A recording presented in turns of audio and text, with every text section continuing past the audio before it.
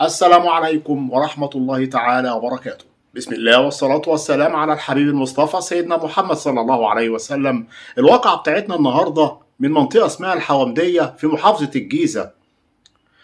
في بعض الأسر يا جماعة بتبقى حالتهم المادية تسمحش إن هم يعلموا ولادهم.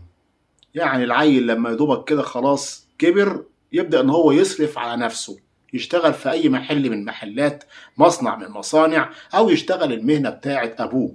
وهنا الأب كان بيشتغل بيلم خردة، فالابن يوسف اللي عنده 14 سنة طلب من أبوه إن هو يجيب له عجلة. قال له من عينيا يا يوسف اللي أنت عايزه، بس تلم لي كده خردة أكتر، تمام؟ عشان خاطر احط لك المقدمه بتاعت العجله. الوقت يا عيني بقى ياخد الشوال يوسف ويقوم الساعه 7 الصبح يلف على المناطق كلها علشان خاطر ايه، يحاول ان هو يلم اكبر قدر كده ويلم الشوال، يملى الشوال. يملاه ايه بقى؟ يملاه ازايز، يملاه علب كنز. هو ده رزقه. اي كرتونه في الارض، اي حاجه، ويبدا ان هو يملى الشوال ويرجع لابوه اخر النهار يديله 10 20 جنيه يفرح بيهم، وعلى امل ان هو يعني ابوه كمان يجيب له العجله. فيوسف من ضمن اللي كان بيعمله، الشغل اللي كان بيعمله، كان ممكن يقف قدام القهاوي كده، بحيث ان هو القهاوي ايه، بيشربوا كنز، وياخد الكنز يعمل فيه ايه، يحطه في الشوال بعد ما يفضى والناس تشربه. فلقى واحد قاعد على القهوه وبيشرب علبه الكنز. وطبعا هو بيشرب علبه الكنز كلنا عارفين ان الواحد بيبقى اول ما بيعمل كده خلاص لسه مليانه، كل ما يرفع بتفضى، كل ما يرفع بتفضى، كل ما يرفع او كده فضيت خالص، العلبه فضيت وخدها حطها على الترابيزه. راح يوسف دخل وراح واخدها. العيال دول يعني ما بيقولوش بعد اذنك وكلام من ده، هم بيبقوا يعني هم كده. فالواد دخل فخد العلبه بعفويه كده وحطها في الشوال. راح التاني قال له خد تعالى هنا، ايه اللي انت عملته ده؟ انت اسمك ايه؟ قال له ليه، في ايه؟ قال له انت خدت العلبه ليه؟ قال له ما فضيت. اسمك ايه؟ قال له اسمي يوسف. عملت كده ليه؟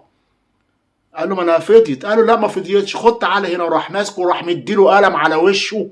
طبعا الشاب ده عنده 30 سنه، هو القلم اللي اداهوله وقع على الارض طب ساكت مات. الناس شافت المنظر ده، ايه اللي انت عملته ده للدرجه ديت؟ على طول تم القبض عليه لما بلغوا الاجهزه الامنيه.